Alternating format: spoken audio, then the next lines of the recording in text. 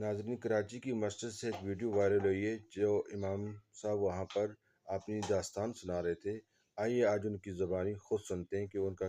मैं यहाँ पर अरसा 3 साल से खिदमत सर अंजाम दे रहा हूँ इस Jama Masjid Hanafiya Orangi town sector E11 में। मेरे साथ जो जुल्म हुआ वो मैं बस अपने रब तक ही महदूद रखना चाहता था, लेकिन यहाँ के जो जनरल सेक्रेटरी है, यहाँ की जो इंतज़ामिया है, उसने मेरे पे इतना जुल्म ढाया कि वो बर्दाश्त से बाहर हो गया। और मैं उन सारे मजालिम को छुपाना चाहता था।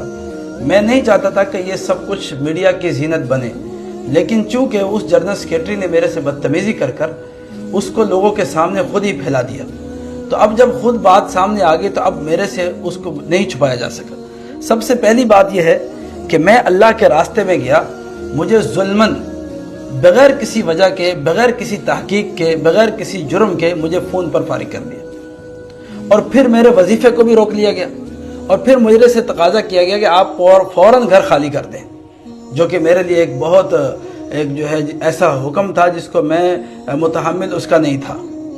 और फिर उसके बाद मेरी फैमिली के साथ जो सलूक रखा गया, जो मेरे साथ सलूक रखा गया, यानी जिस मस्जिद में मैं 3 साल खिदमत सर अंजाम दी हैं उसमें मुझे नमाज पढ़ने से भी रोक दिया गया। और मुझे कहा गया कि आप पहली सफ में नहीं बैठेंगे, आप वहाँ किसी के साथ बात नहीं करेंगे, आप जो है किसी के साथ मेलजोल नहीं रखेंगे।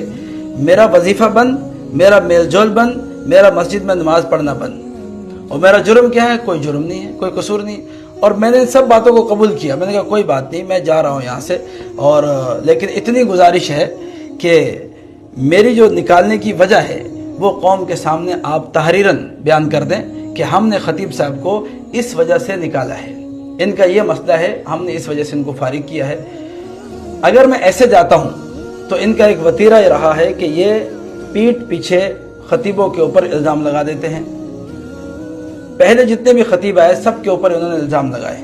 मुफ्ती हसन पर लगाया, सुदीर पर लगाया, इसी तरह इकरार मौलाना इकरान पर लगाया, इस कौसर नियाजी पर लगाया, मौलाना इमरान पर लगाया। उससे पहले कितने इमाम खतीब आए सब पर इन्होंने इल्ज़ामात लगाए। तो मैंने कहा मेरे निकालने की जो वजह है वो आप तहरीरन मुझे लिख कर देंगे कि हमने इस वजह से आपको निकाला है। बात यहाँ ख़त्म नहीं हुई, फिर आगे चला। जनरल सेक्रेटरी मुझे बुलाता है और बुलाकर मेरे से तू तड़ाक करके बात करता है, बदतमीज़ी करता है और मुझे जो है धमकियां देता है। और कभी क्या कहता है, मुझे उसने गाली तक दे दी। और फिर मजमे में सारे मजमे ने उसको सुना। फिर वहाँ पर जब इशा की नमाज के बाद लोग जमा हुए, लोग खड़े हुए, तो इसने इशा की नमाज के बाद फिर लोगों के सामने गाली दी। और अगले दिन वो जो इनका खजानची है उसने भी गाली दी।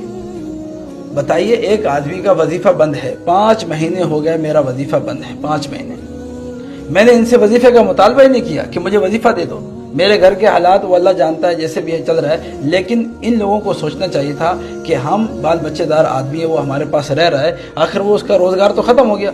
अब रमज़ान का महीना है, मैं सहरी अफ्तारी में किस तरह गुजारा करता हूँ वो अल्लाह जानता है, लेकिन इन लोगों को मेरा यहाँ रहना भी बर्दाश्त नहीं है।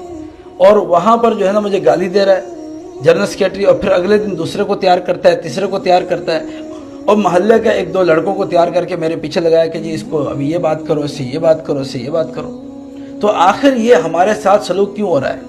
मेरे घर की तरफ लोगों को भेजा जाता है, ऊपर दरवाजे से कूद कर आते हैं, और फिर यहाँ फैमिली के अंदर खौफ व हरास फैलता है, और जो है ना अजीब अजीब लोगों के ज़रिए पैगाम पहुँचा रहे हैं कि हम ये कर देंगे, हम वो कर देंगे, हम दरवाज़ा तोड़ कर हम अंदर आ जाएंगे, फैमिली को बाहर निकाल देंगे।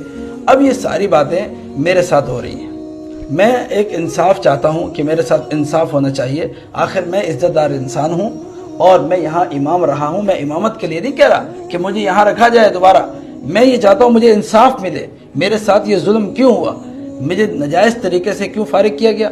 मेरे वजीफ़े को क्यों रोका गया? मुझे भरी महफिल में इन लोगों ने गालियाँ क्यों दी? और फिर जो है मेरे फैमिली को क्यों डिस्टर्ब किया गया? अच्छा, उससे पहले कभी गैस बंद कर रहे हैं, कभी पानी बंद कर रहे हैं, कभी लाइट बंद कर रहे हैं, और कभी मेरी फैमिली का जो दरवाज़ा, मेन दरवाज़ा है, उसके आगे ब्लॉक वगैरह रख देते, दरवाजे बंद हो गए मजदूरों के ज़रिए से। कहते हैं हमें तो पता ही नहीं किसने ब्लॉक रख दिए, मेरी फैमिली अंदर है, बाहर ब्लॉक रखे हुए। कहा मजदूर रख के चला गया होगा, हमें पता ही नहीं। अब हम बाहर नहीं निकल सकते, बाहर वाला अंदर नहीं आ सकता। मैं आपको बताऊं, ये जो ईद गुजरी है, इस ईद के दिन हमारे घर चूल्हा नहीं जला। 2.5 महीने तक हमारा गैस बंद था। मुझे बताएं, हर जगह गैस आ रहा है, हर जगह चल रहा है, लेकिन मेरा और इमाम का गैस इन लोगों ने बंद किया हुआ था। اور بات یہ آپ ان سے پوچھ سکتے ہیں۔ بات یہ ہے کہ ہمارے ساتھ یہ ظلم ہو رہا ہے، زیادتی ہو رہی ہے، اور میں ایک غریب آدمی ہوں۔ میں اس وقت نہ میرے پاس گھر ہے نہ روزگار ہے، میں جاؤں تو کہاں جاؤں؟ میرے ساتھ انصاف کا معاملہ ہونا چاہیے، میری بات اکابر تک پہنچائی جائے کہ میں ان سے آ کر بیٹھیں، میرا قصور کیا ہے بتائیں، اور مجھے اس طرح سے کیوں ڈسٹرب کیا گیا، اور پچھلے اماموں خطیبوں کے ساتھ بھی جو ظلم زیادتی ہوئی وہ کیوں ہوا؟ السلام علیکم ناظرین، دیکھیں جی، یہ ایک مسجد نہیں ہے، کئی ایسی مسجدیں ہیں جہاں پر ظلم و ستم ضرور ہوتا ہے۔ تو آپ ان کی بات سنیں، اس کے بعد آپ خود اپنے آپ سے سوال کریں کہ کیا ہمارے محلے کی مسجدوں میں بھی ایسا ہو رہا ہے، کمیٹی والے ایسا کر رہے ہیں؟ اور یہاں پر تو یقین کریں پاکستان میں کوئی بھی ایسی مسجد بہت کم ہوگی کہ جن میں اس طرح کی کمیٹی والے جو ہے نا ظلم نہیں کرتے ہوں گے۔ تھوڑی سی بات پر اتنا وہ بنا دیتے ہیں اس کا بگاڑ جس کی کوئی انتہا ہی نہیں ہے۔ تو آپ لوگوں سے درخواست ہے ان کی بات سنیں اور اس ویڈیو کو جتنا بھی ہو سکے آگے شیئر کریں، تاکہ ہر بندے تک یہ ویڈیو پہنچنی چاہیے، تاکہ ان کو ذرا عقل آنی چاہیے کہ ہم نے یہ ظلم کتنے کے ساتھ کریں گے۔ ان کا یہ بھی کہنا ہے کہ یہ ہر ایک کے ساتھ ہو رہا ہے، میرے ساتھ نہیں، مجھ سے پہلے بھی جتنے بھی علماء دین ہیں ان کے ساتھ یہ ہوتا رہا ہے۔ تو پلیز آپ لوگوں سے درخواست ہے کہ اس کے اوپر ذرا آپ بھی کمپرومائز کریں، تاکہ آپ کے محلے میں جو بھی مسجد ہے اس کے ساتھ اسی طرح حسن سلوک کے ساتھ پیش آئے۔ شکریہ، جزاک اللہ خیر۔